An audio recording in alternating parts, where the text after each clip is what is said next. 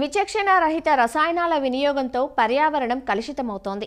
అంతేకాదు ఖర్చులు పెరిగి సేద్యం శాపంగా మారుతోంది. పురుగు ఆశించిన ప్రతిసారి మందులు కొట్టుకుంటూ పోతే సాగు వ్యయంతో పాటు ప్రకృతి సమతుల్యత, జీవవైవిధ్యం దెబ్బతింటోంది. పంటలకు మేలు చేసే మిత్రపురుగులు నశించిపోతున్నాయి. పండించిన ఉత్పత్తుల్లోనూ పురుగు మందుల అవశేషాలు మిగిలిపోయి మానవాళి ఆరోగ్యానికి తూట్లు పొడుస్తున్నాయి. ఇలాంటి సమయంలో సమగ్ర విధానాలపై రైతులు దృష్టి సారిస్తే సాగు ఖర్చులు చాలా వరకు తగ్గించుకోవచ్చు, ఆరోగ్యకరమైన పంటలను పొందవచ్చు. అందుకు ఉపకరించేవి పర్యావరణ రహితమైన సమగ్ర సస్యరక్షణ పద్ధతులు. సమగ్ర సస్యరక్షణలో ఎరల పాత్ర ప్రముఖమైనది. వివిధ పంటలను ఆశించే పురుగులకు ఎలాంటి ఎరలను వాడుకోవచ్చో ఇప్పుడు చూద్దాం. సాగు చక్రంలో రైతుకు ఏదో ఒక సమస్య ఎదురవుతూనే ఉంటుంది. ఒకసారి ప్రకృతి నిరాకరిస్తే మరొకసారి తెగుళ్లు ఎదురుదాడి చేస్తాయి. ప్రకృతిని ఆపలేకపోయినా పంటలను ఆశించే చీడపీడలను నివారించటం మన చేతుల్లోనే ఉంది. అలా పురుగులకు ఎరవేయటం కోసం రైతుకు మిక్కిలి అక్కరకు వచ్చేవి జిగురు అట్టలు, లింగాకర్షక బుట్టలు, కీటకాలను ఆకర్షించే ఎర పంటలు. పంట చేలను పురుగులు తినేశాక మందులు వాడటం కన్నా పురుగు పుట్టకముందే నిరోధక చర్యలు చేపట్టడం ఎంతో మేలు చేస్తుంది కదా. ముందుగా లింగాకర్షక బుట్టలు ఎలా పనిచేస్తాయో చూద్దాం. లింగాకర్షక బుట్టలు కీటక నియంత్రణలో కీలక పాత్ర పోషిస్తాయి. వీటిని ఫెరమోన్ ట్రాప్స్ అంటారు. వీటితో ముఖ్యంగా మగ పురుగులను ఆకర్షించటం ద్వారా సంతతి వృద్ధిని అరికట్టవచ్చు. ఈ బుట్టలను ప్రధానంగా శనగపచ్చ పురుగు, పొగాకు లద్దె పురుగు, గులాబీ రంగు, ఆకుముడత పురుగులు, ఆకు తినే పురుగులు, కత్తెర పురుగులు, కాయతొలుచు పురుగులకు సమర్థవంతంగా ఉపయోగించవచ్చు. వేసవిలో భూమిలో దాగి ఉండే కీటకాలు 4 దశల్లో పెరిగి పంటలకు తీవ్ర నష్టం కలిగిస్తాయి. కోసస్థ దశలో ఉండే ఇవి వర్షం కురిసినప్పుడు రెక్కల పురుగుగా వెలుపలికి వచ్చి ఆకుల క్రింది భాగంలో గ్రుడ్లు పెడతాయి. ఒక్కో పురుగు 1000 నుంచి 2000 వరకు గ్రుడ్లు పెట్టి బూజులాంటి పదార్థంతో కప్పి ఉంచుతాయి. ఇవి 3 నుంచి 4 రోజుల్లో పిల్ల పురుగులుగా మారి పైరును తినేస్తాయి. పగటి వేళల్లో భూమిలో దాగి రాత్రిళ్ళు మొక్కలను మోళ్లుగా మార్చేస్తాయి. ఒక ఆకును తినే పురుగు చివరి దశలో 25 ఆకులను తినడమే కాక పూత, పిందెలను తిని మొక్కను మోడుగా చేస్తుంది. పురుగు 3, 4 దశలకు చేరిందంటే నివారణ సఖ్యం కాదు. కాబట్టి ప్రాథమిక దశలోనే లింగాకర్షక బుట్టలు ఏర్పాటు చేస్తే పంట నష్టాన్ని నివారించటమే కాక ఖర్చును తగ్గించుకోవచ్చు. పంట కన్నా 1 అడుగు ఎత్తులో లింగాకర్షక బుట్టలను అమర్చుకోవాలి. ఎకరాకు 5 నుంచి 8 లింగాకర్షక బుట్టలు అవసరమవుతాయి. ఒక్కో లింగాకర్షక బుట్టపై రైతు పెట్టే ఖర్చు కేవలం 40 రూపాయలే. ఒకసారి పురుగు బుట్టలోకి చేరిందంటే అది చనిపోయిందన్నమాటే. అలా బుట్టలో మరణించిన పురుగులను బుట్టకు ఏర్పాటు చేసిన పాలిథీన్ కవర్లో నుంచి తొలగించాలి. అయితే లింగాకర్షక బుట్టలు వినియోగిస్తున్న క్రమంలో కొన్ని రోజుల తరువాత ల్యూర్ ప్రభావం మందగించి పురుగులను ఆకర్షించే సామర్థ్యం తగ్గుతుంది. ఈ పరిస్థితుల్లో బుట్టల్లో అమర్చిన ల్యూర్ను నెలకొకసారి మార్చటం ద్వారా తిరిగి బుట్టలు ఆశించిన స్థాయిలో ప్రభావం చూపుతాయి.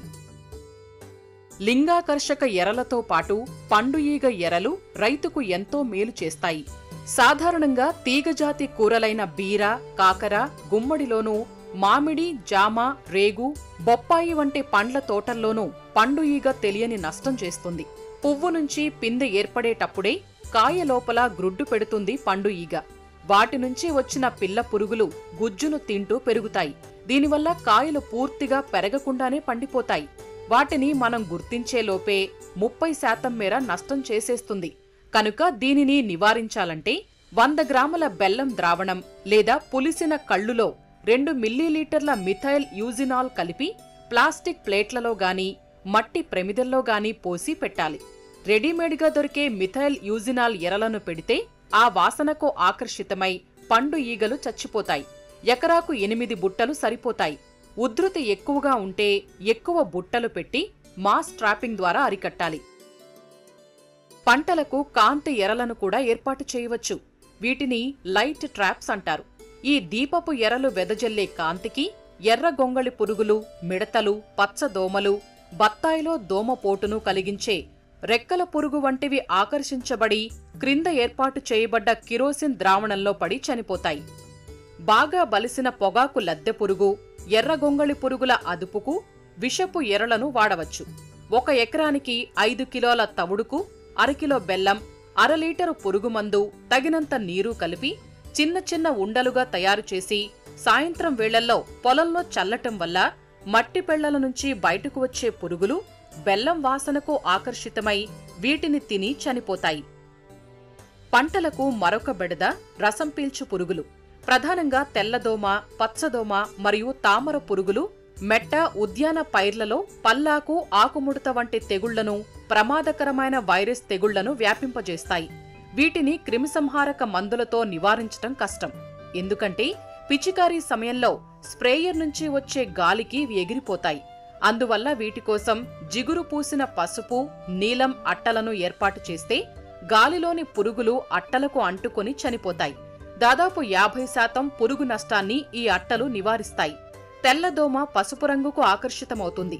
కాబట్టి తెల్లదోమ ఆశించిన పొలాల్లో పసుపు జిగురు అట్టలు ఏర్పరచాలి. అలాగే తామర పురుగులు నీలం రంగుకు ఆకర్షితమవుతాయి. కనుక తామర పురుగులకు నీలం రంగు అట్టలను ఏర్పాటు చేయాలి.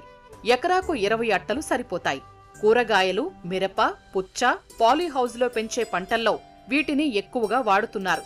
ఈ మధ్య పొడచూపిన నల్ల తామర పురుగులు కూడా నీలం, తెలుపు రంగు జిగురు అట్టలకు ఆకర్షితమవుతాయి. మిరప, మామిడి తోటల్లో ఈ అట్టలను అమర్చుకోవాలి. ఉధృతి ఎక్కువగా ఉంటే అట్టల సంఖ్యను పెంచుకోవాలి. బాహ్యమైన ఎరలే కాక మొక్కలనే ఎర పంటలుగా వాడుకోవచ్చు. సమగ్ర సస్యరక్షణా విధానాల్లో ఎర మొక్కలకు అధిక ప్రాధాన్యత ఉంది. సాధారణంగా మినుము, పెసర, మిరప, వేరుశనగ వంటి పంటలను ఆశించే పొగాకు లద్దె పురుగు నివారణకు ఆముదాన్ని ఎర పంటగా వేస్తే పురుగులు ఆముదానికి ఆకర్షింపబడి వాటిపై గ్రుడ్లు పెడతాయి. అలానే టమోటా, మిరప, ప్రొద్దుతిరుగుడు వంటి పంటల్లో శనగపచ్చ పురుగు నివారణకు పంట చేలో బంతిని ఎరపంటగా వేస్తే పసుపు రంగుకు శనగపచ్చ పురుగు ఆకర్షింపబడి పూలపై గ్రుడ్లు పెడుతుంది. పూలను కోసేయటం ద్వారా పురుగు తాలూకా గ్రుడ్లు, పిల్ల పురుగులను నాశనం చేయవచ్చు. క్యాబేజీ, కాలీఫ్లవర్ పంటల్లో క్యాబేజీ రెక్కల పురుగు నియంత్రణకు ప్రతి 5 వరుసలకు 2 వరుసలు ఆవాల పంటను ఎరపంటగా పెంచి పురుగులను అదుపులో ఉంచవచ్చు.